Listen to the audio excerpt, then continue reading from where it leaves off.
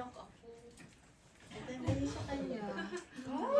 Share mo na. Share mo na. Sige, iba na lang. Parang hindi yung nakakaiyak. Hindi Hindi yung latest. Nakakaiyak ka. Ano ba?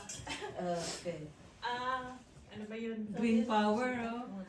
Green power sila. Hindi, may sita ka din. Ano pala, yung partner ko bali, ano kami, siguro na 9 or 10 years, almost 10 years. Tapos talagang hindi ako nabubuntis. Tapos mag 37, 38. Tapos sabi ng ex ko na ngayon, sabi niya, ay mag-adapt na lang. Sabi ko, sige, pwede din kasi sa baryo namin, marami namang mga bata doon talaga ng mga less fortunate. So, busy siya sa internet, paano mag-adapt galing Pilipinas. Pero, sabi ko, pray lang ako ng pray. Sabi ko, hindi naman siguro ako ganun kasama na hindi mabigyan kahit isa. Pero talagang pray ko yun na pray, Lord, please naman kung deserving talaga ako, bigyan mo ako kahit isa. Before ako mag-40, pray talaga, Lord, kahit isa man lang. Before ako mag-40 kasi may high blood ako eh.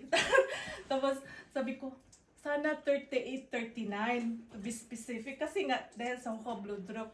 Tapos pray ng pray. Aba, nung nag-38 ako. After relationship namin including boyfriend, girlfriend, 11 years.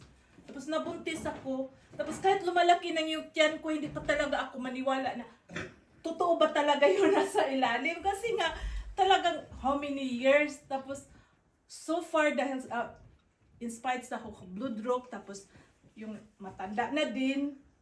Hala, nung nagbuntis ako, sabi ko, yung control lang kasi dito sa Holland, di ba, ang daming control, above 35. Tapos, i-prick daw, kasi nga, over 35.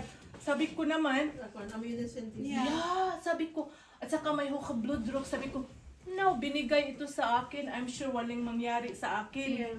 Kasi di ba inaskot yan, tapos binigay. Tapos confident ako na walang mangyari sa akin. Hindi ako nagpa-prick, hindi ako nagpa-test, walang test na dyan. Dininay ko lahat.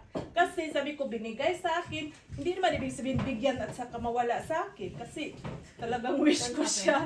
Tapos, control, ang daming focus. So far, wala naman. Nabaliktad, nawala yung blood drop.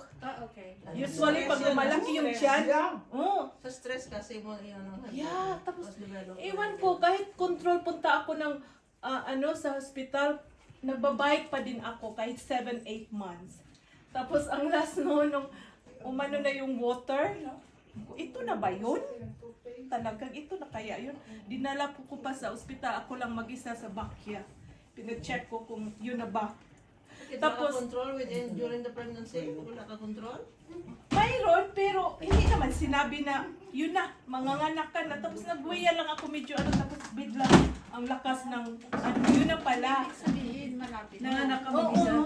Tapos pumunta ako ng ospital, madaling araw, tapos chine-check. Ay, yun na nga, umpisa na. Tapos nung January kasi yun, di ba, after phase DACA. Tapos sabi ko, busy ng ospital. And then after that, sabi ng doktor, You have a healthy baby. yeah, so far. Tapos sabi ko, Dok, hindi ko na kaya mamamatay na ata ako. Hela Kasi Moya. nga, 39 years old ako nanganak. Tapos so far, Good. natural yung Okay. Kaya yun nga kasi sa trust ko, binigay sa akin, inask ko yun, binigay sa akin. So for talaga yung ko na walang mangyari, wala nang nangyari. Amen. Okay, thank you, Yan, Lord. hindi yung sa mama ko kasi maiiyak ako. Okay. Pero sa Next mama ko time. din, Okay. next time. So, sino pang inspired or we close the... We close na. We close? Okay. Now, we close the Sinakel. Let us all make a circle.